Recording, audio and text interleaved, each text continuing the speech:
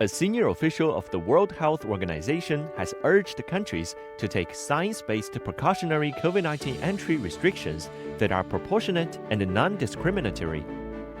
Hans Kluge, WHO's regional director for Europe, made the appeal at a press conference in Copenhagen on Tuesday.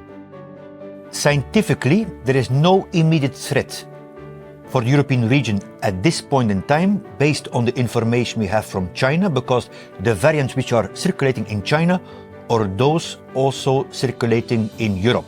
We do acknowledge that a number of countries, based on the precautionary principle, are implementing some measures, but it's very important that those measures, those precautionary measures, are based on science, are proportionate and particularly and non-discriminatory.